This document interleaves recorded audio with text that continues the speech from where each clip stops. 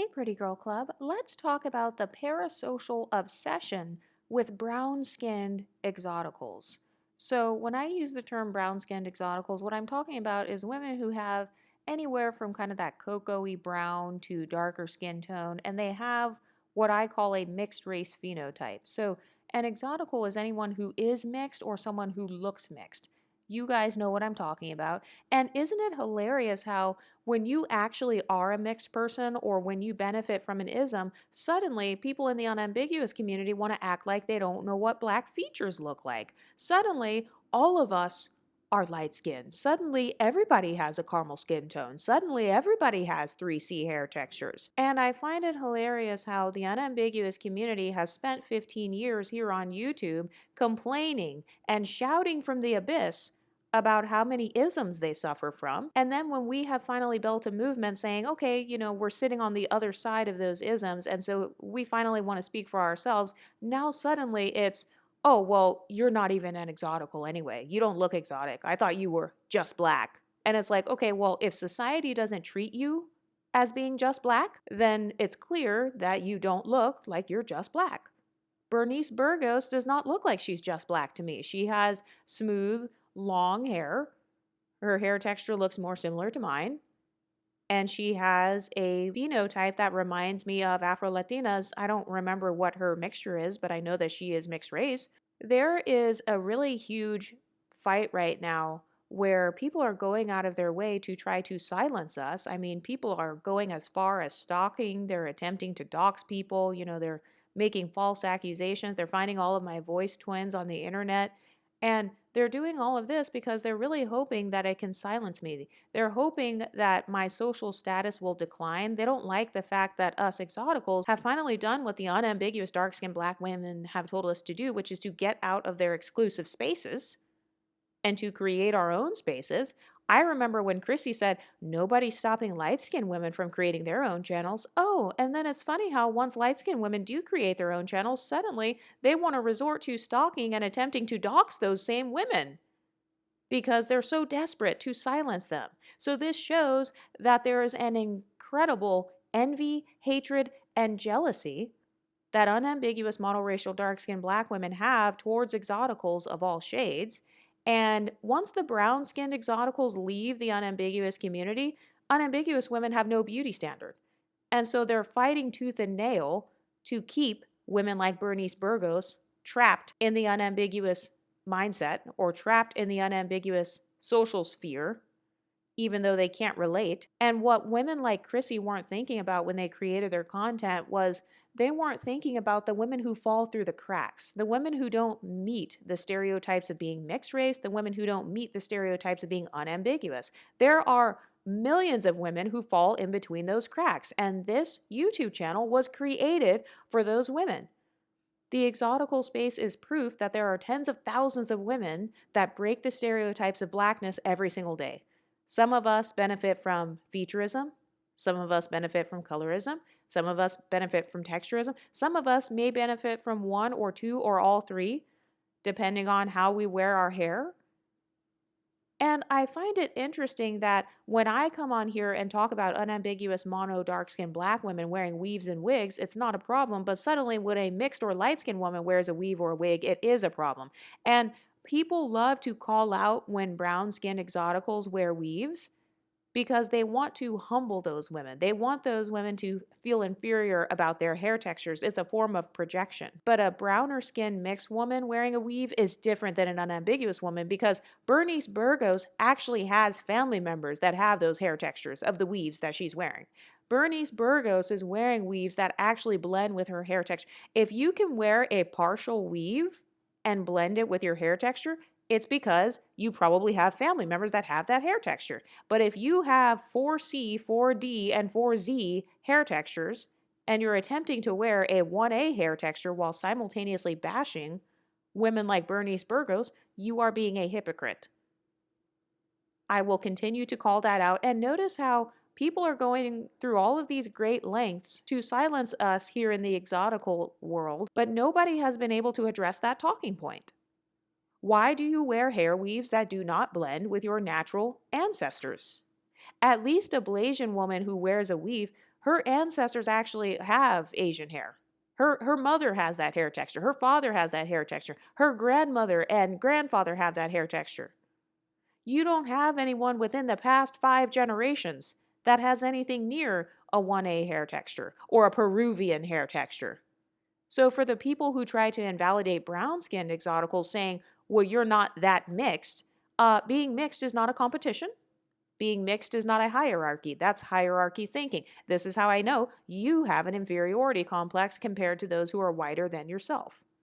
We don't support hierarchy thinking over here. We don't support inferiority complexes, and we also don't support identity policing. So you can police our identities however much you want to, but we get to be in charge of how we identify ourselves. And I saw a video from the Strategic Feminine where she was talking about Kia Roan, and she was like, well, if she wouldn't have said she was Afro-Latina, I wouldn't have known. Okay, well, you're probably not an Afro-Latina, so of course you wouldn't know. You're not a part of that community, sis. You don't know all of the family members of dark-skinned exoticals. You don't know who they are. You can't confirm or deny who someone is. I don't care how many pictures you see of that person. I don't care how many videos you see of that person. You do not know their family history, and you don't know their actual ancestry. Nor do you know their cultural background or their ethnic background. Every culture has its own pros and cons. So there are pros and cons to being African American. There are pros and cons to being Asian. Every community has its strengths and weaknesses. So if she was raised by a mother from the Hispanic community, or if she was raised by a woman who does not have texturism trauma, she probably doesn't have the same intergenerational traumas as an unambiguous dark-skinned Black woman. Those are the types of nuances we speak about on this channel. See, we don't define ourselves solely based on looks. Yes, we know we're pretty. We know that we have pretty privilege. Thank you. We don't need you to confirm or deny that because society already confirms that. So even though we talk about pretty privilege, we're actually not defined by that. Over here, we have multifaceted, multidimensional, fluid identities. And that's what a lot of people in Blackistan don't seem to understand. But there's a parasocial relationship that people have with brown-skinned exoticals in particular, and they think that because you share a skin tone with them, that you have the exact same experiences, the same traumas, and the same struggles, and that's not true. And I know this based on what all of the unambiguous dark-skinned Black content creators said themselves. So I can't relate to a lot of content that Chrissy makes. I can't relate to a lot of the content that Paris Milan or Queen Chama or I Am Aloha have made. I can't relate to the same traumas, and I think the same is true for a lot of the darker skinned exoticals that are a part of this community. And people hate to see light skinned and dark skinned women coming together. They hate to see monoracial Black and biracial mixed women coming together. They hate to see that because they don't like that our numbers are growing in this space. And they also don't like it because whenever you point out the fact that you're Afro-Latina or you're Guyanese or you're a Caribbean or something, or West Indian, whenever you point that out, you're pointing out something that makes you different from them. And so they don't like that because you're pointing out the fact that they have no internalized beauty standard. They don't have the internalized beauty standard. You were the internalized beauty standard. So then when you tell them, oh, I'm different than you, then they get pissed off because they're like, oh, wait, so if you identify differently than me, then who am I? That's why. That's why they say, oh, well, you just look like a regular Black woman. What they mean is you look regular because you look like me, and that's what I think of myself. So they fight the hardest to keep, I've noticed there are two groups of women that they fight the hardest for. They fight the hardest to keep the brown-skinned mixed women in the unambiguous community, and they fight the hardest to keep the light-skinned monoracial Black women in the Black community because those are the two monoracial Black beauty standards. And the only way that those two groups are able to remain the beauty standard for unambiguous Black women is if the exoticals themselves keep lying and saying, I'm an unambiguous dark-skinned Black woman. I'm just like Lupita Nyong'o. I'm just like Whoopi Goldberg, when you know deep down inside that you're not. You're not like Lupita Nyong'o. You're not like Whoopi Goldberg. You don't get treated like those ladies. You don't get treated like them. And there's nothing wrong with those two ladies. There's nothing wrong with how they look. There's nothing wrong with like Tika Sumpter or those types of women. I think all those women are pretty, but there is a difference in how society would view, for example, a Bernice Burgos versus Whoopi Goldberg or Lupita Nyong'o or Viola Davis. There's a difference because of the hair texture. Texturism exists. I said what I said.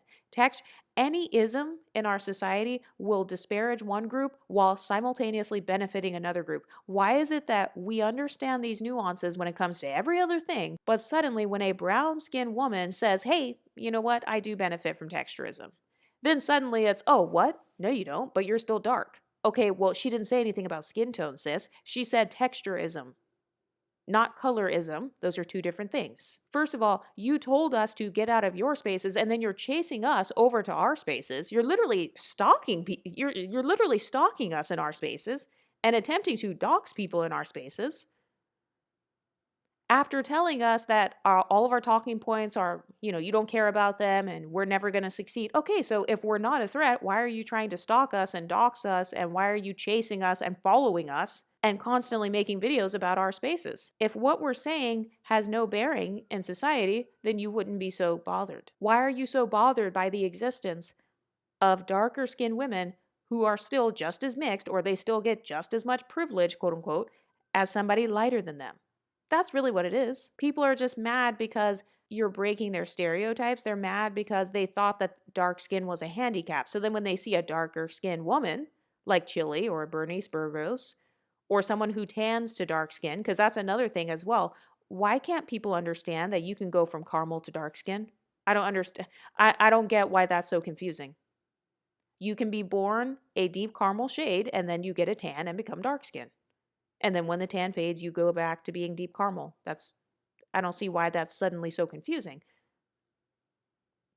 So there's a parasocial obsession with browner skinned exoticals because dark skinned Black women want to live vicariously through them. They want to pimp them out and they want to convince the world of their beauty by hiding behind women like Ryan Destiny, who's mixed, women like Chili from TLC, who's mixed, women like Tatiana Ali, who's mixed, women like Bernice Burgos, who's mixed, women like Kenya Moore, who has a type 3 hair texture, which is extremely rare. I don't remember if Kenya Moore is mixed, but her hair texture is not a 4C, and so she benefits from texturism. So you're hiding behind dark-skinned women who benefit from isms while simultaneously complaining about isms. Well, guess what, sis? You'll never have the social power if you don't know how to build a beauty standard that's based on your natural phenotype.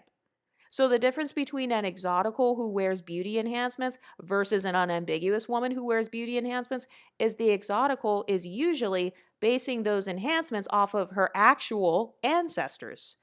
So if Bernice Burgos or Chili from TLC wear extensions, usually it's based off of their Indian heritage or their Caribbean or whatever heritage they have. An unambiguous woman from Nigeria is usually not wearing Nigerian hair extensions. I'm never going to stop doing that. I don't care how many times people try to say that we're being hypocrites. It's not being a hypocrite if your hair extensions are based off of your actual ancestors. When I wear Peruvian hair, for example, it looks very natural on me, because that's a part of my actual ancestry. That's a part of my actual family history. But when you wear Peruvian hair and you're straight out of Nigeria, it does not look quite the same. It doesn't blend. Like if you wear you probably can't even wear a partial hair extension with Peruvian hair and leave out half of your hair in the front. You probably can't even do that. Because no matter how much you twist or braid your hair or whatever, it's not going to blend, because there's nothing in your DNA or genetics. People love talking about how, oh, your hair is based on genetics. Okay, so that's why your hair ain't blending with the Peruvian. It's because your genetics ain't blending with the Peruvian. That's why. So there's a parasocial obsession that unambiguous women have. This is why I say that I actually believe texturism and featureism are bigger, way bigger than colorism. I think colorism is just more of the popular thing to talk about on YouTube. But I really think that texturism and featureism are the thing that a lot of unambiguous women are the most insecure about, because that's the first thing that they come for on other women. They'll come for other women's edges. Let's talk about the obsession that they have with slick edges. There's a parasocial obsession they have with brown skin exoticals because they have the smooth edges. They have a combination of the dark skin, they have the pretty melanin that's popping, and then they have the smooth edges that are popping. So that's why you're obsessed. That's why you live vicariously through Tatiana Ali. Because that's how you want to look on your wedding day. That's how you want to look on your birthday. You want to look like Tatiana Ali. You don't want to look like Viola Davis. You don't want to look like Lupita Nyong'o. You're pandering. So you say that the Exoticals pander to unambiguous black women. No, you're actually pandering because all of your empowerment talking points are performative. Your actual beauty standard in real life doesn't match up with what you say. And so we don't believe you, sis. We don't believe you. Until I see unambiguous mono dark skinned black women as a collective walking around with natural afros in their shrunken 4C state, I will always believe that their standard is dark skinned exoticals. Prove me wrong. Who gonna check me? And I know this for a fact because anytime they come on my channel and they try to say, well, no, unambiguous dark skinned black women are so beautiful, and then they pull up pictures, it's always going to be an unambiguous woman with her hair straightened or loosened in some way. It is. But then if you as an exotical, if you loosen your hair texture in any way, oh, you must be self-hating. And it's like, wait a minute. How are we self-hating when our actual ancestors have those hair textures? You're the one who can't even find someone within your family lineage who even has a type 3 hair texture.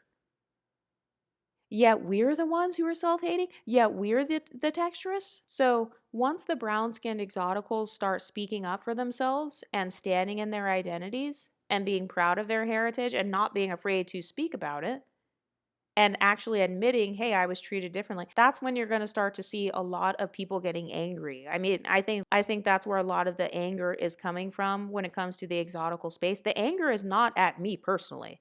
The anger is not, I don't take anything personally. A lot of you guys email me, you're like, oh my gosh, Exoticals United, what do you think of all these people trolling you?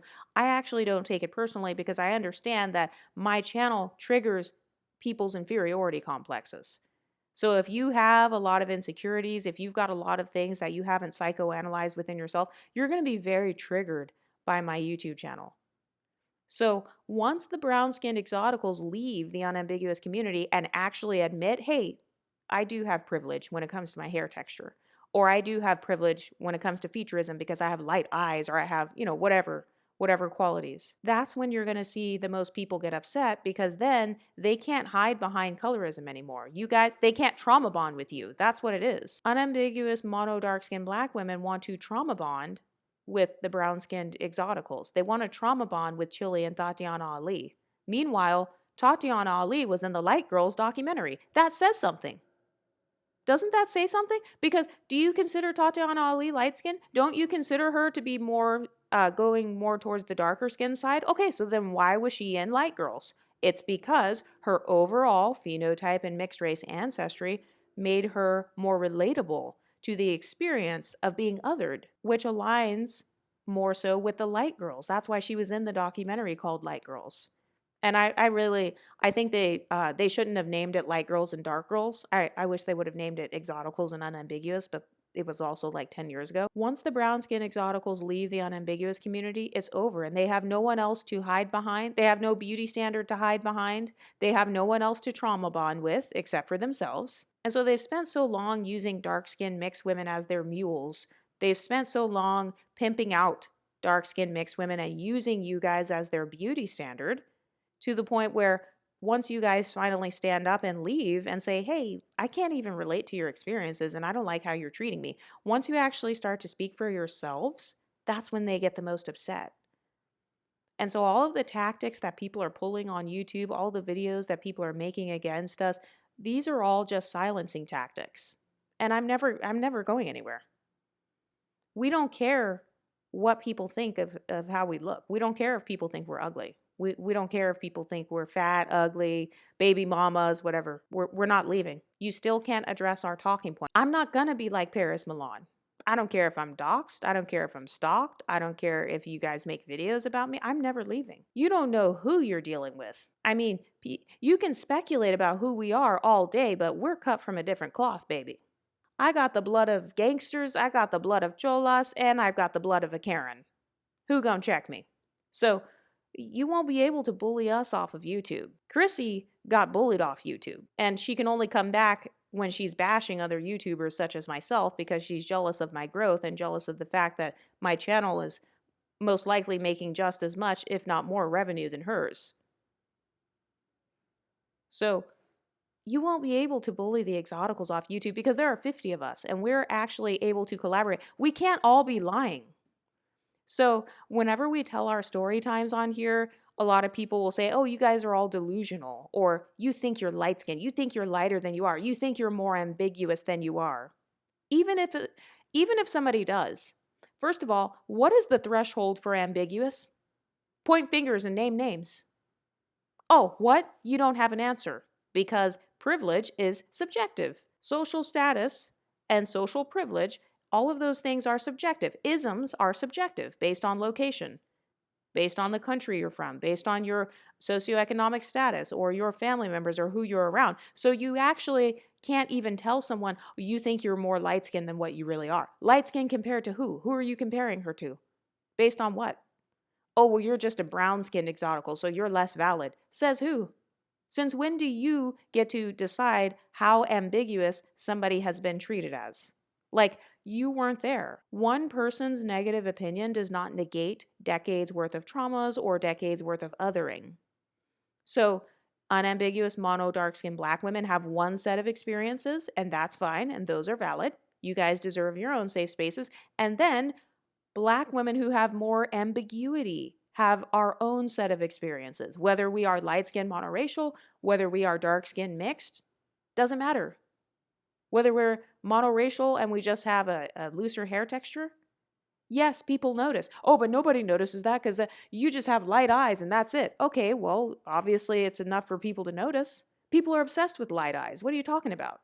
They have a whole multi-million-dollar industry that sells colored contacts. So clearly, people care about different eye colors. But once the brown skin exoticals leave the unambiguous community, they have no more beauty standards. So that's why they don't want you guys to leave. That's why they want you guys to just get back over into the unambiguous community because they need us to represent them. If they don't have us representing their beauty, they won't be seen as beautiful, either by society or by themselves. And I mean, obviously, I don't believe that, but I think that that's what they believe. That's why they fight so hard for you to only identify with blackness or to only identify as a dark-skinned black woman. And have you noticed that some of them will even police your use of the terms black and African American? So if you call yourself West Indian, Caribbean, Jamaican, or Puerto Rican, whatever, then suddenly they're going to get upset because they'll be like, wait, what? How dare you not use the word black to describe yourself, Tyla? How dare you describe yourself as anything other than black? How dare you not be white passing and then not describe yourself as black, Tyla? Has anyone else noticed that? Anyway, what do you ladies think? Let me know in the comments section and I'll talk to you next time.